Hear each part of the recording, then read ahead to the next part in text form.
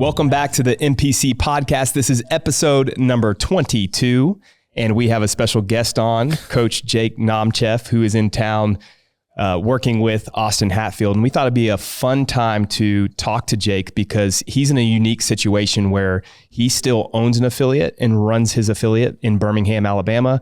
And he's also coaching a lot of high-level athletes, including Austin Hatfield.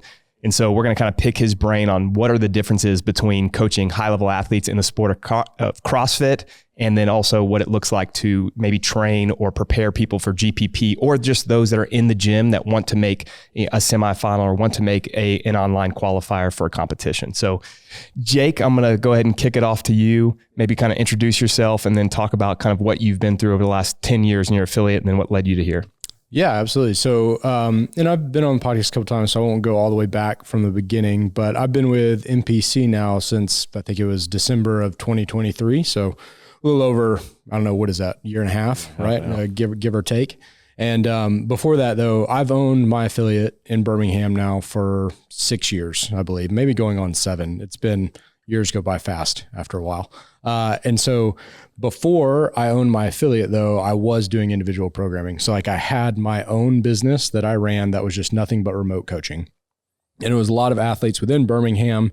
For the most part, that's where they all were. And they were all training at different gyms. So I had that going. And then it kind of got to a point to where I first took a step back from seminary, which freed up a lot of my time. And when I did that, I started basically just bartering with the gym owner because I didn't want to pay a gym membership. I was like, and she was an athlete at the time that was pretty fit. Like I think we did regionals at the time, and she was like a regional qualifying level athlete. And I was like, I will coach you for free if you'll just let me come and work out. And so did that for about 6 months. And while I was there at that gym, CrossFit Laminin at the time, I was just looking around and I was kind of like, you know, it's a good opportunity here. They at the time were going to close their doors in like 6 months if something didn't happen. So like the lease was going to be up. They weren't going to renew it. And so I just approached a couple of the owners and was like, hey, let me buy into this. I'll take a percentage ownership of the company. I just have like one stipulation, and that is you just let me run it the way I want to run it. Like you can be hands off, let me do everything that I want, and then we'll go from there. And they were like, yeah, sure, take it. So just jumped in. That's when I kind of melded the two of just individual programming, obviously affiliate programming, how to take that over. And then we've been, we stayed in that location for 6 months, moved, and we've been in a location we're at now for probably, going on 6 years. And so it's been unique, right? Like being able to just kind of have the individual programming. And I was still coaching higher level athletes before I came on to Mayhem. But obviously when I came on at Mayhem, like just straight up, I've never coached anyone as fit as Austin, and probably will never coach anyone as fit as Austin. He's pretty fit. Yeah, for the rest of my life. So it's a unique situation, and there was obviously learning curve in that. And so anyways, it's just been cool to be able to still do both. I've loved having a foot in sort of each area. I think it's given me perspective on a lot of things, if that makes sense. We didn't really give you much of a choice with that either, huh? No, they didn't. Foster was just like, hey, we got this guy, Austin, and I think you ought to meet him and you're going to coach him. And I was like, I don't think you want to do that. I think you told me no. I think you said no. I did. Yeah, I said maybe no. Twice. Yeah. I said no. Yeah. And then Foster was like, you can do it. Like, if you need anything, like, you'll be fine. And then I'm not a good salesman or anything. And then it was like in the fire, but it was great. Yeah. I want to talk about like how you integrate, a games level athlete into maybe like how you program for a GPP. But first, because you took over an affiliate, and I know we have a lot of affiliate owners that listen to podcasts that we coach. I think all of us have been affiliate owners at some point or still are. Both of you. We de-affiliated. So I can't say affiliate owner, still a gym owner though. Yeah, it's still a gym owner. Yeah. What were the things that when you took over that you kind of like changed right away as far as structure goes, or what other, additional add-ons did you bring to the gym to add value to those gym members? Yeah, man, there's a lot there. The first thing that I did, which was really simple, was just little stuff. Like it's amazing how much members just care if you're taking care of the little things in your gym. Like just making sure that this is going to sound, people are going to be like, fit aids or stock. Yeah, exactly. Yeah. It's like, make sure there's toilet paper in the bathrooms, make sure the bathrooms are being cleaned. Yep. Make sure that if you're going to have a 400 meter run course, you're not just telling people, oh, we kind of go until like have a mark down like that says 400 meter turnaround point. So initially it was all of that. It was just cleaning up the little things. And then it became more and more about putting in systems and processes. So it was like, okay, if I'm going to have coaches who are mostly part-time, which at the time that's what they were. I was coaching the majority of the classes, but I had a couple of part-time coaches, and it was like, we have got to make sure that the way we are coaching our classes is the exact same at 5 a.m. on a Tuesday as it is at 4:30 on a Friday afternoon. There can be no difference. We have people with schedules. We have people with routines. Like, they need to have a board brief. They need to have a warm up. They need to have a part where we're teaching them and actually providing value as coaches and not just running them through a workout. And so it was just setting up all those systems kind of became the next part. And then once it became setting up systems, then it made it easier for me to be able to plug and play with coaches to free up more of my time to then focus on, okay, what are the business things that need to be done? What do I need to do in terms of retention? What do I need to do in terms of client testimonials or having a client success manager? And I mean, to be completely transparent, like I worked with Two Brain as well. And so like that's a massive resource that I would highly encourage anyone. They were just phenomenal in giving me the systems that I needed and kind of being able to let me get my hands on some stuff to change. But then in terms of programming, I've always been a hardcore, like I drank the CrossFit Kool-Aid when I was 19 years old and had no prior. I was working as an assistant strength conditioning coach at a high school at the time, at a private high school, and was learning some stuff. The guy there had worked at Tennessee. He had done track at Notre Dame. So like I was able to pick up a pretty good bit from him, and he really helped. But then when I started CrossFit and then obviously was competing in CrossFit, when I stepped into a CrossFit gym, like our CrossFit gym was so grassroots that you literally followed main site. Okay. We did 3 days on. And then when it was a day off, the gym was closed. Like that's just like a true CrossFit gym. It was, I mean, Russell Berger was on the seminar staff and eventually went on to work for CrossFit headquarters. He was the guy who took me through my foundations and then who initially gave me a job there. And so when I tell you that I was integrated into sort of like the culture of CrossFit from a top-down approach, that was how I learned. And so when I took over the gym, that's all I knew, right? Was teaching people with a PVC pipe before a class, like how to do a push press and making sure I'm giving cues and moving around the circle and just all that kind of stuff. And then from a programming standpoint, I stayed like, you would look at my programming at Laminin and you would be like, that looks exactly like something that you would see on CrossFit.com. Like I had days, and I still have days. I know this is unpopular for a lot of people. I still have days where the workout is front squat, 3, 3, 3, 3, 3 build, right? And that's all they're doing for the day. Why do you think that gyms have gotten away from that? Because we actually had this conversation yesterday when we were just talking about programming, how like the old school CrossFit model for everyone was that. Like they did, today's just monostructural and then monostructural weightlifting and then MWG, and then they rotate through it and they would do the 3 on, 1 off. But now I think most gyms, the temptation is that they have to have something in every day, which kind of makes sense, right? Because of the consumer. But why do you think gyms have gotten away from that? There's a lot of factors I think that go into it. One of the most probably being that I think from a consumer standpoint, it's really hard to break the habit of people thinking that they have to be doing more, right? They don't want intensity. They want more because quite frankly, more is easier. It just simply is. Like I think more volume and just filling up a class with an hour full of just stuff is just, I don't know, people walk in and they walk out and they feel like, oh, okay, I moved for a full hour, so I must have done a lot. I must be getting a lot out of that. And I just never held to that standpoint. Let them keep going, though. It's the best sales pitch for Mayhem performance coaching. Right. That's why people don't get better.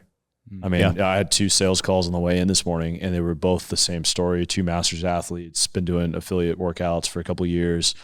And, I gave them the example of like a class that I coached last week at the local affiliate where it's like we had a 30-minute workout. We had a 10-minute warm up. You guys know you got to finish with about 5-minute gap in there. You got a bathroom break in there. So that means I had 5 minutes to teach handstand walking technique. Mm-hmm. It's like, and the whole time I'm thinking like, it sounds so devious. It's like, this is awful, but this is exactly why Mayhem performance coaching exists because people can't get better like that. So, which is unfortunate for, I mean, imagine if you just had handstand walking paired with something else and it was like a 10-minute workout that day. How much time you could take to truly develop it. But I get to, it's like, it doesn't sell well. People want to feel like they're working hard for an entire hour. You got Orange Theory out there. You got Burn Boot Camp. You got F45.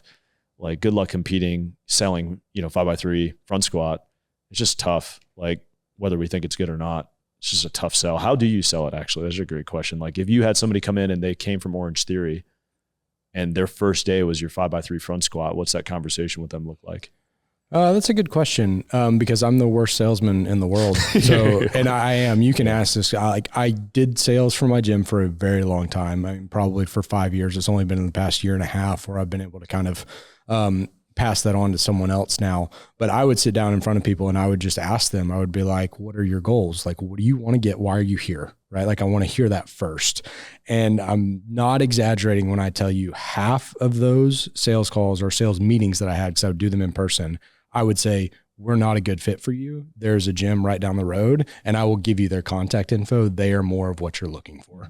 Like, I did a really hard pre-screening process on that, just because I had seen it so many times that when I tried to kind of skirt that question and be like, "Oh yeah, you're going to come in," which I never really did. But I knew that if I tried to go that route, that what was going to happen is they'd be here for a month, they wouldn't enjoy it, and then they'd leave. Or they disrupt culture. Right. Like, or they're, just behind the scenes, always griping and complaining. And then now you have other members are starting to question it. And it becomes like a cultural problem of complaining about the programming and the way things work. Yeah. So, and I think that that's contributed. I mean, just being completely transparent, my gym does not have 300 members. Right? Like, we sit right around 130 members. And we've been there though for the past like 5-6 years.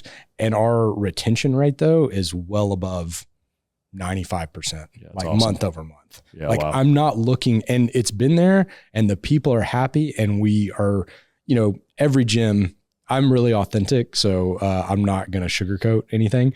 All gyms go through, I think, highs and lows with community, just because when you put that many people together, there's going to be cliques that form, and then those cliques are going to fall apart, and then somebody starts dating somebody else. Yeah, and they break exactly. Up. Yep. Yeah. So all that stuff happens. But like, my gym has a core group of people that are ride or die with us and have been for 6 years, and they're not going anywhere. Like, they won't move their home because they can walk 5 minutes to the gym, and they come every day. And it's such a big part of their life that they're just never leaving. Cool. And so, like, that has always been more important to me than having 250 members and me being able to, scale and all those kind of things. I just never wanted it to be that. And that's just kind of my personality. So, do you guys offer one-to-one or nutrition as well? So that was one thing that I was going to say, is that it's, the one-to-one that we do personal training. We have sort of like a nutrition company that we partner with. We don't keep that in-house. It's just easier. I've had a lot of trouble doing nutrition coaching in-house, because it's kind of like individual coaching. Someone just builds up their own business off of your business, and then they just leave, right? And then so like, it was just easier for me just to partner with someone for nutrition coaching. But we'll do one-on-one personal training. And then in addition to that, we do offer individual programming as well. So like, we are blessed enough to have a big gym, has an open gym area where I can kind of separate all the athletes out and still have the class going on, and it's not a distraction. And so the individual programming that we do can be done in that area. And so those are our offerings. And really, it's just such a good add-on for, if I have someone that's been coming to me for 3 years, and we all know, like, if you have someone who has massive mobility issues, right? It's really hard to fix that in an hour class, where with the way I program, that mobility deficit may only be coming up and being exposed once a month, depending even less than that, depending on how often they come and if they come on that day. And so them continually running up, though, after they've been at the gym for 3 to 5 years, continually running up against that problem, the one-on-one now is like, "Hey, you've seen this needs some more attention, right? And we would love to give that to you, and we need to do it one-on-one," right? So it's just been and it doesn't have to be that they only do personal training. We'll do a blend of both. Yeah. That's probably the majority of what our personal training looks like. I think that's a good way to kind of lead into maybe the nuts and bolts of the conversation, which would be, what are the main differences when you're looking at someone that walks into the CrossFit gym, even if they're doing it for performance, but they say, "Hey, I just want to take classes and I want to continue to get fit and like just pursue this for 10, 20, 30 years. Like, this is my lifestyle where I want to be fit and healthy," versus the CrossFit Games athlete like Austin, who is pursuing the goal of standing on top of the podium. Could not be a bigger, just like running through my mind. When someone comes to me and they're like, "Hey, I just want to be fit and healthy." First off, what's the word I'm looking for? Not recognize, but I relate to that, extremely well, because that's where I am at right now, right? And I've been doing CrossFit for long enough now to know that if you're going to do this for 10 to 15 years, there are a few, I don't know if I'd call them principles, but things that you have to keep in mind. The first one would just be coming and taking a class, I think 5 days a week, 3 to 5 days a week of CrossFit with a class and an affiliate is everything you need to be healthy for the rest of your life. And I will believe that going to my grave. Now, with that being said, what's more important for that person actually, if they want to be healthy really, is their nutrition. I'm not going to fix in 5 hours a week what you're doing for however many hours there are in the week outside of the gym. It's not going to happen. And if they're not willing to have that conversation, I'm like, hey, if you want to continue to drink, 12 beers on Saturday and Sunday and then come in here and try to beat yourself in the ground on Monday through Friday, that is completely your prerogative, but you will not see the results that you want to see. And straight up, again, if I'm just being clear, I have people at my gym that I'm not giving up my alcohol.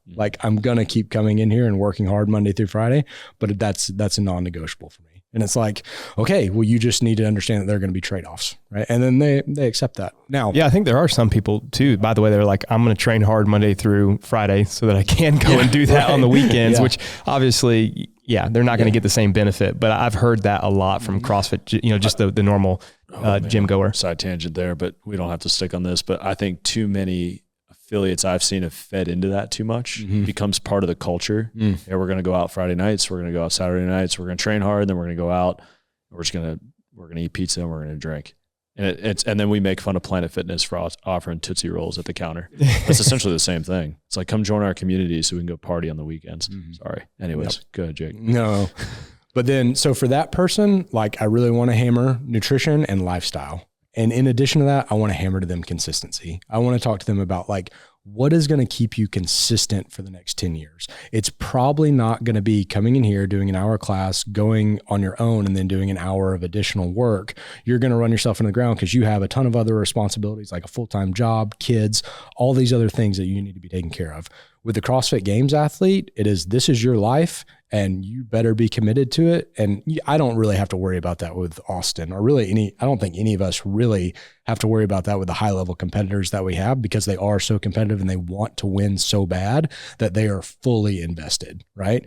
And for them, actually, I think can sometimes be harder is giving them avenues actually to disconnect from that. I think actually is extremely valuable. So having something that they can do just to go get their mind off of, even if it's just for an hour or 2 hours, just to kind of reset them and just give them some perspective. So for Austin, he shoots a bow, right? So he'll go a couple days a week and he'll just shoot a bow outside, right? It just disconnects him from everything. He plays pool, which is wild. I don't understand, but he's really awesome. And he's really good at pool. It's kind of crazy. And so he'll do that at night just to turn his brain off, right? So anyways, I just think that for the CrossFit Games athlete, there is no balance and there shouldn't be. Not while they're trying to completely change the trajectory, in my opinion, of their life and even, their kids' lives, depending on how good they are and how much money they can make in the sport.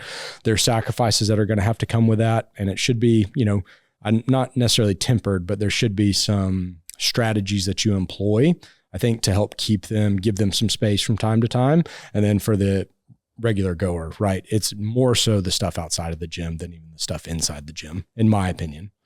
I think the programming differences between general fitness and the games athlete are just obvious, right? I would love to know from you, what do you feel like were the biggest hurdles for you as a coach jumping in with an athlete like Austin, Daisy McDonald, right?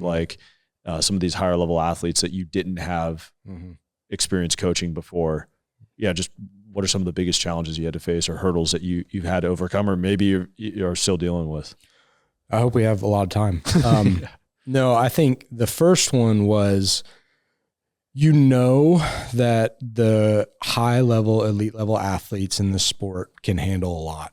That. And then when you start to put it on paper, you just start to, I was really conservative about, man, how much am I giving him? Is this too much? I'm looking at this on paper, and it's the same kind of thing, almost like in gym sales where we impose our own income level on the people that we're selling to, you kind of will do that with athletes, right? You'll be like, well, I could never do like a third of this. So maybe I need to cut it back. Maybe I need to add more. So I think just getting adjusted in general to the amount of volume of training that they could handle for me was a big hurdle. Now, what helped with that with me was like when Austin and I first started working together, we had the compete track for the games that we were putting together as a staff every week. Mm-hmm. And he was taking that, and I was really just writing like 2 sessions here or there. And the rest of it was the stuff that we had written because I was still trying to get to know him as an athlete. It was really close to semifinals at the time. And it was like, there's more risk in us just changing everything that you've been doing right now, just a couple weeks out. And then going into the games, it's one of those things after semifinals, it was where for the games, everyone for the most part, I'm not saying they need to be doing the same thing, but the training shifts because you're getting ready for the games, and the games is a specific test. And it's not so much more of an off-season thing where let's work on your specific weaknesses. Mm-hmm. So that helped me bridge the gap because I was able to see, okay, here's his scores on these workouts. Here's what his numbers on these lifts look like. And I'm able to pick up trends at that point. And that was a really nice on-ramp for me so that when I did start programming for him right after the games, everything, I knew exactly where I needed to start. I knew exactly what he needed to work on. And it was just really, a straightforward process for me to pick that up. So go ahead. So when you're programming for someone like an Austin or really any one-on-one athlete, what I'm hearing is, and I think this is how we all do it, right? You're identifying those limitations and then you're programming around those. What would be the difference though for an affiliate system where you're not identifying all these limitations with 130 members? So how are you setting up programming for the gym to make sure that they're getting, maybe the CrossFit methodology, but also keeping them engaged and keeping them healthy and getting fitter over time? Yeah. And so like you said, individual stuff, no matter if we're working with games athletes or if we're working with just anyone who's just looking to compete maybe at the open and just make top 10%, all of that stuff, they're saying they're coming to us for performance. It is individual based, it's limitation based, it is improving them at the sport, and it's giving them exactly what they need specifically to get better. When I program for my affiliate, I do not have one person in mind at all. Okay. Now, what I will say this though, and this can make it challenging, but I do think why I write my gym's programming and I don't farm it out is because I know my gym, right? It's not one of those things. And I'm not saying there's anything wrong if you hire someone because you don't feel comfortable programming for your gym and you want to make sure it's being done right. I think that's honestly wise. Okay. I still think you as a coach should be developing those tools to be able to program for them. But I understand maybe not doing that right off the bat if you're not comfortable. If you do know your people, your programming 100% should reflect that in the way that you're writing for them. And so now that may be X's and O's of, I know that I have majority of my people in my gym, their shoulder flexion is just trash. So I'm really going to be conservative about how many times a week I'm going overhead with them. Like that's one example.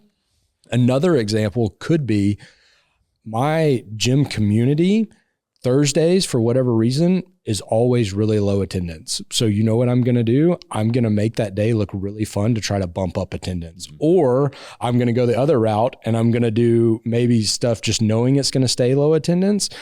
But for those who come, I know that they're going to gravitate towards this type of thing. I'm going to cater towards that, right? And I don't think there's anything wrong with that.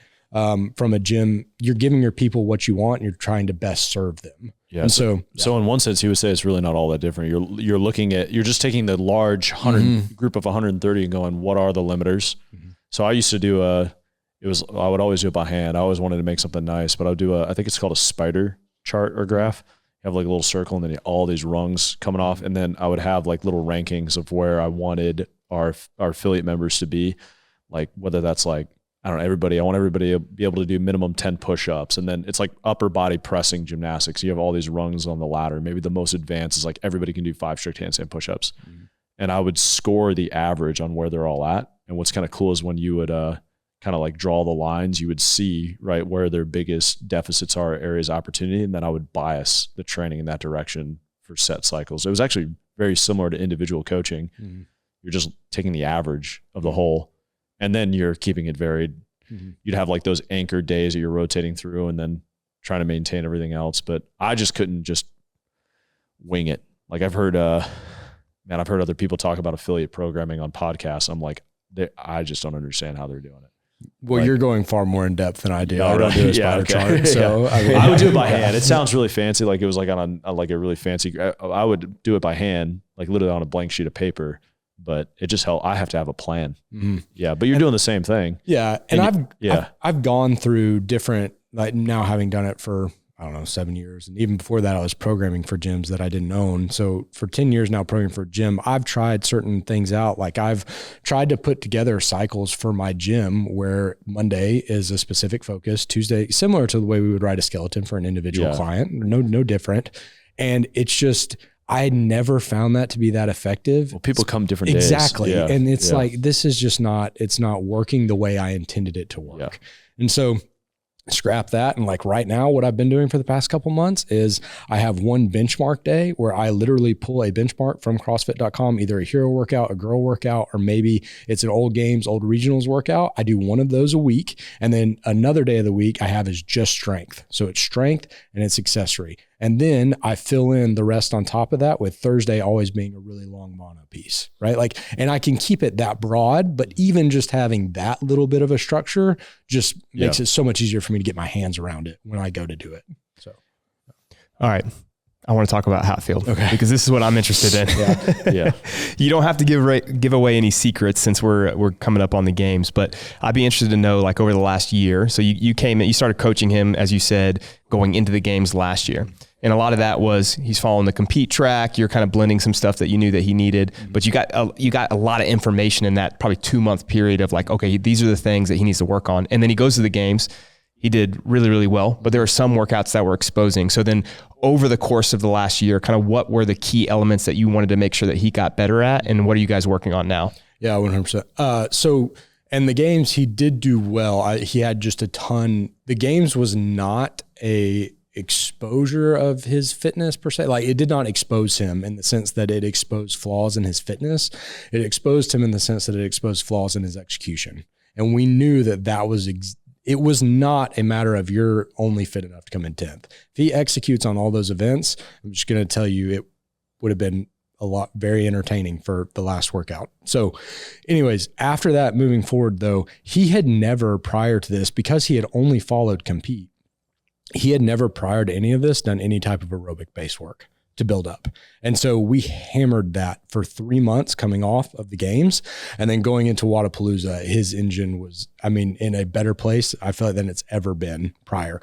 Then in addition to that, it was really just getting him more exposure to learning how to pace. He had not done a ton of, hey, can you show me that you can get negative splits on this conditioning piece that you've never seen before, right? And so it was just kind of gradually on-ramping him into that, as well as regulating intensity from day to day like we do in all of our pieces. He just hadn't done any of that before. It had been volume and intensity every day, all day.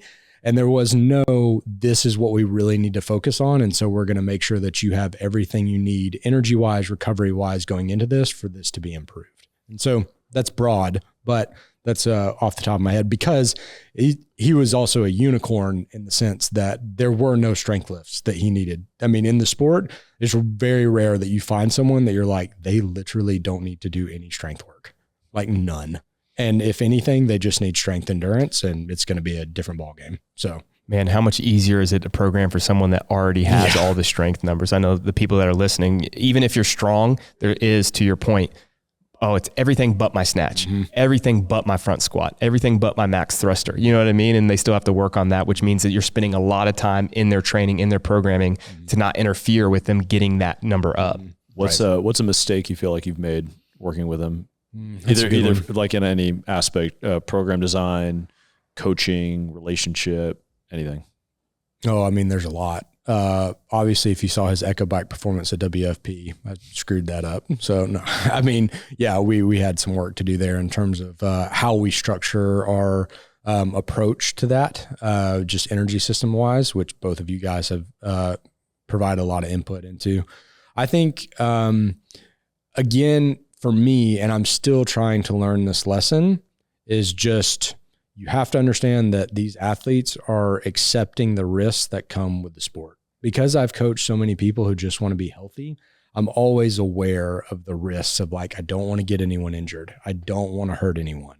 And I don't want to be reckless in programming for anyone, but when it comes to these games athletes, the lines are more blurred, right? And there have to be risks taken, and the athletes are okay with those risks because they want to win that bad. And so that, again, that's my personal opinion. I think that's something I'm still trying to learn. So the mistake maybe at times is being too conservative. Yeah, for sure. Yeah. Along those lines then, what are the things that maybe you learned coaching games athletes that they can do that you didn't think was possible? Oh, just, okay. The amount of volume that they can handle just from day to day and still recover from. It wasn't just that they could handle the volume. I knew people were doing a lot of volume but being beat up for them though. Yeah. It's like, no, I'm good. I'm fine. Like the very next day, and just being able to go at it right again.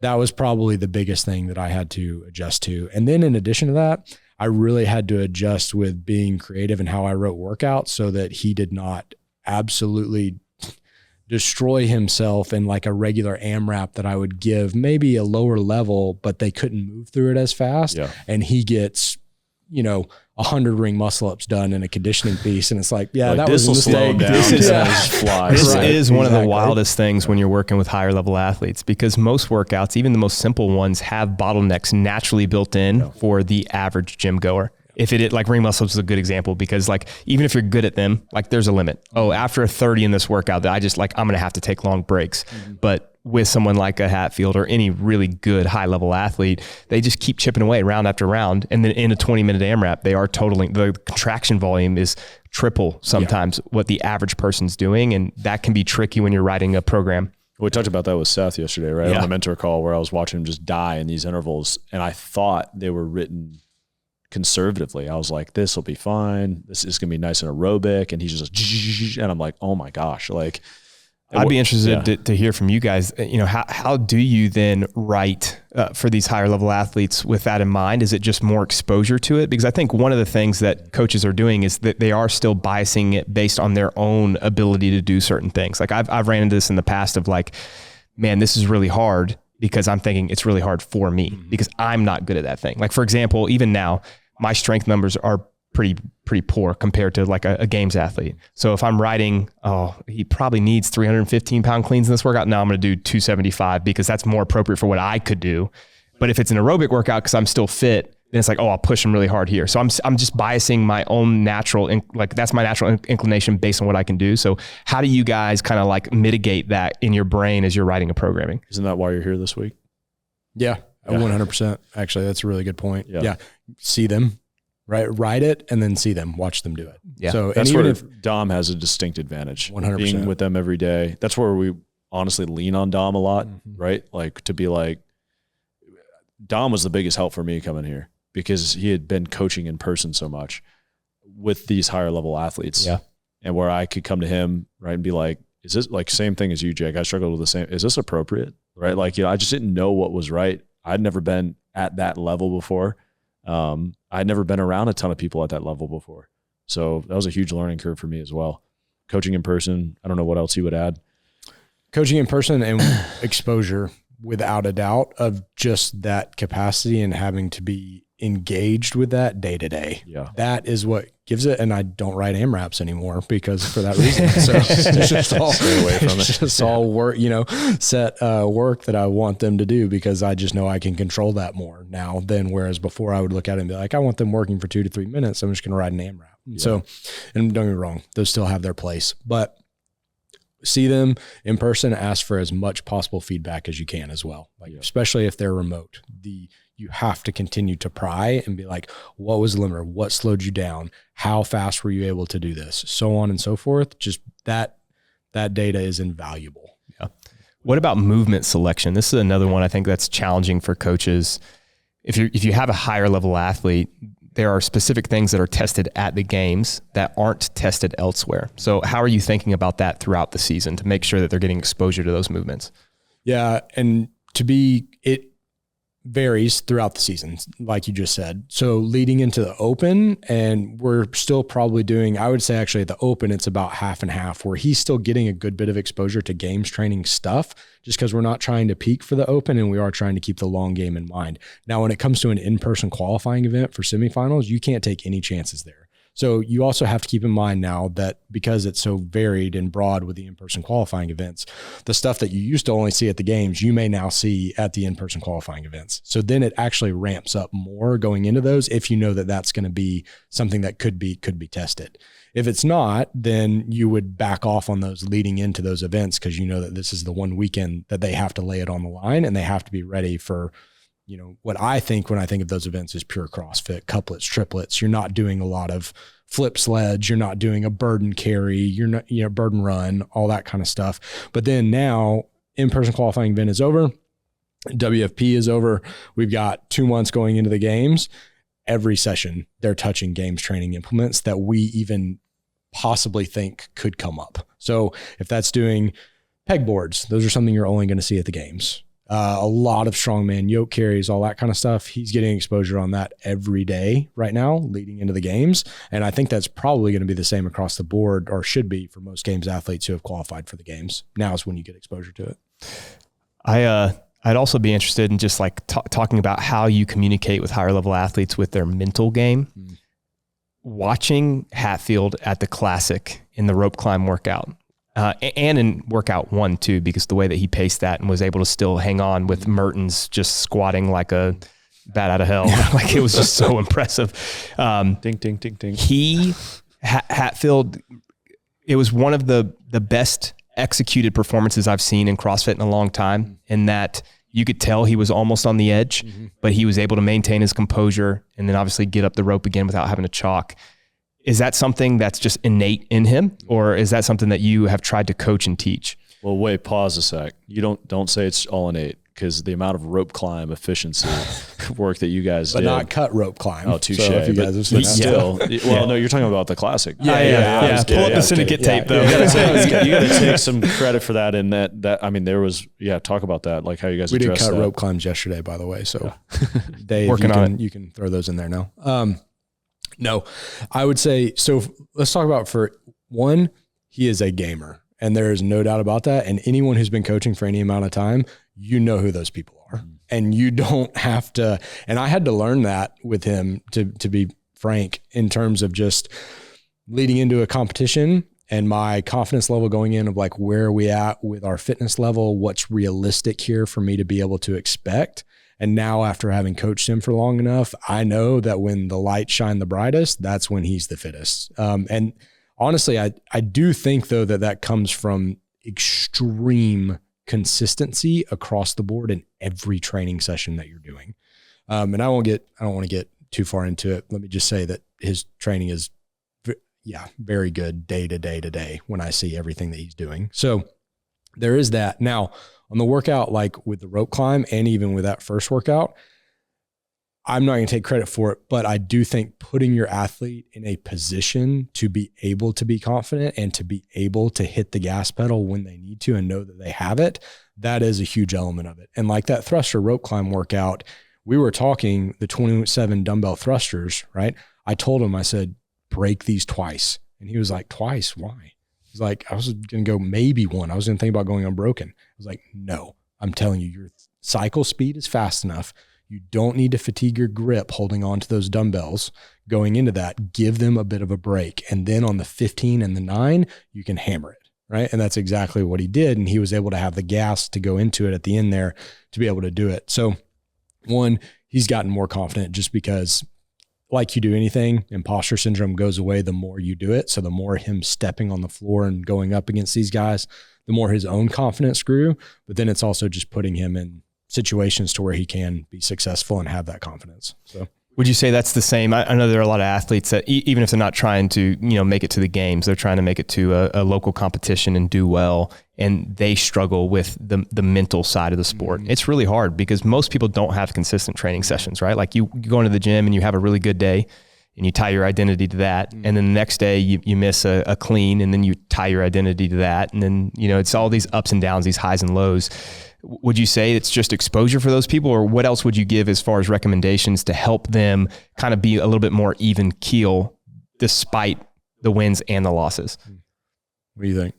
Yes, I'm still trying to figure that out. Yeah, I mean, that's the question, right? Yeah. I'll admit, like, that's a huge area of opportunity for me as a coach. I think I always nature nurture, had that myself where it's like, you know, the old Bart, my dad, just like keep hammering the nail, eventually it goes into the wood. So that's always just been my like mentality. We're just going to keep hammering, just going to keep hammering. I have a hard time. I don't know how you cultivate that in an athlete. So I'm in a season of doubt with that right now. So, at least you're honest about it. I do think exposure is the key to that, but it has to be a healthy exposure in the sense that if someone, let's say they lose their confidence, right? Or they're just like in a spot right now where they're just feeling beat down and they've gone to a competition, they've just done really poorly. Okay. I think this is my personal opinion. I think the best thing you can do for that athlete is get them back on the floor as quickly as possible. That's just my opinion now, but you have to do that and have a conversation with them around, you have got to go into this with nothing to lose. And now that's a deeper conversation of how do we get you there to where you feel like that the only thing that this can be is beneficial for you, because that's where I think the confidence can come from, is when maybe they didn't have the result they wanted. Did we learn something that is actually going to get you better down the road? That's the part of this. And if you're not willing to put that on the line, do not expect to get better. Don't. That's what I would tell an athlete. I would just say, if you are not willing to go out here and to fail and to learn and to fail in front of everyone and it not matter because you want to get that much better, that bad, that's what you've got to get to. Right? Now, obviously there are other spiritual reasons behind that, but we won't get into that. Our spiritual reasons, I think, that help cultivate that. Right. Yeah. Man, I will say that those that are okay with failure because they know they can learn from it are the ones that do well in every area of life, not just sport. In business, in your marriage, with your kids, you know, every aspect, you're going to make mistakes, but if you don't learn from it, then they just become mistakes. And that's what, like, I'll give him his props. Like Colton Mertens going out and competing at NorCal Classic. He had nothing to gain from being there. Nothing. Yeah. And he went out there and he was, you know, I think he had an injury or something like that. He tweaked his back going into it. Yeah. And didn't do great. I don't think on, you know, I think he underperformed maybe what a lot of us thought, but at the same time, like, he was willing to go out there and just be like, I don't care if I do poorly in this and you think differently of me. I'm going to go out here because I know this is what, at least he thinks this is what I need to do to get better for the games when it matters. Yeah, for sure.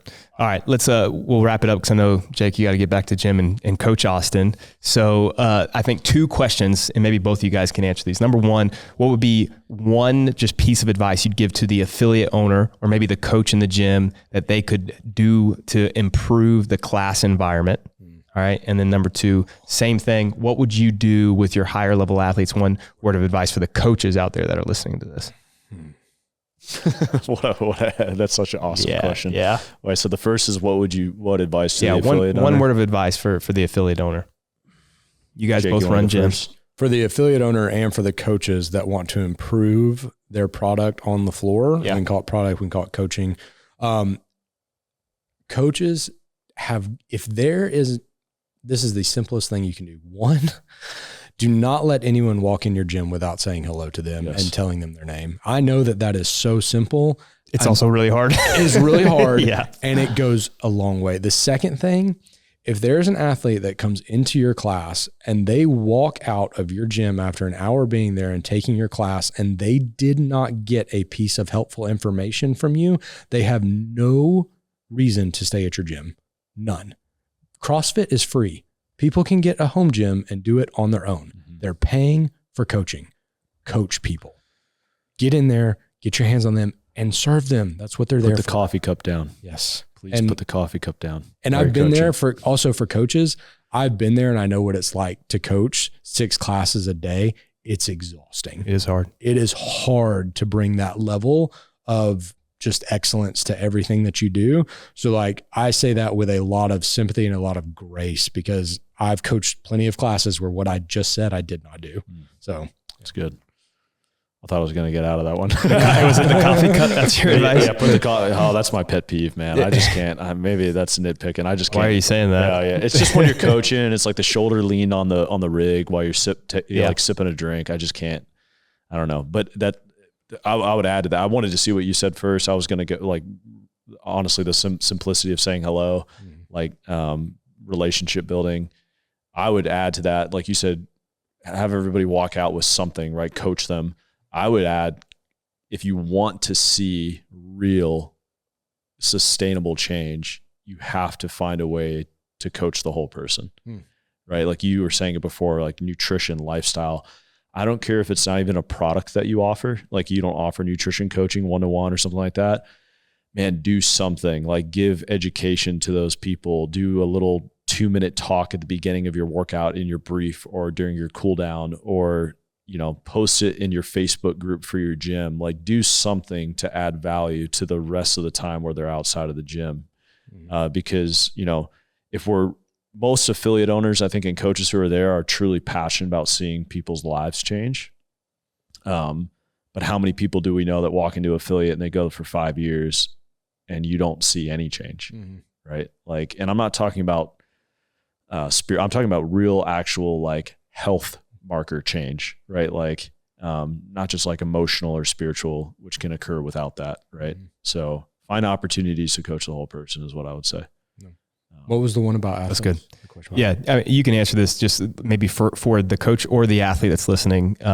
Maybe one piece of advice that you would give for them to help continue to. I think I want to go back to that question of like people usually tie their identity to the highs and the lows as opposed to like just the pursuit of excellence. So, one piece of advice for that athlete: how can they continue to serve themselves better by maybe being a little bit more even keel? Was it C.S. Lewis said, never let your happiness rest in something that you may lose. Like root your identity in something that's everlasting. I don't know what other solution there is. Yeah. There's no solution. There are tactics that people try to use better way to of try to manage it, I think. The only solution is you just have to be free, and who the sun sets free is free indeed. So that's my, and I don't say that if you're listening to this and you don't believe in Jesus, you don't care about any of that. Like, I understand that, and that's fine, but that freedom has to come from somewhere. And like, for someone who doesn't believe that, I would say you need to have something that keeps you grounded in a sense that separates your identity and reminds you that you're separated from this pursuit. So as just a means of grace for me in my own life, that's my family. Like, my wife can see an Instagram reel that I put out on, she doesn't care. Jake went viral. Did he? He popped off. He popped off. I don't, what constitutes this going viral, by the way? Your post recently got shared like a lot. That's all I know. But regardless, I'm saying like it can be really easy to read your own press clippings and get really high. Yes. And it can be really easy to get really depressed about how poor things are going. And you need those people that are just steady and that just don't care. They care about you as a person, and they want you, and they don't care if you're selling 1 million books, as a bestseller list, or if you're working as a garbage truck disposal person. I don't even know what we call those people, but I'm just saying, like, they don't care. They just love you. Right. And I just think that goes a long way. And I do think you find that people at the highest level of sport, there's support system outside of that is extremely high. Yeah. And there's a reason for that. Yeah. So if it's not Jesus, something like that, but Jesus. That's good. Awesome. See you guys next week. Peace.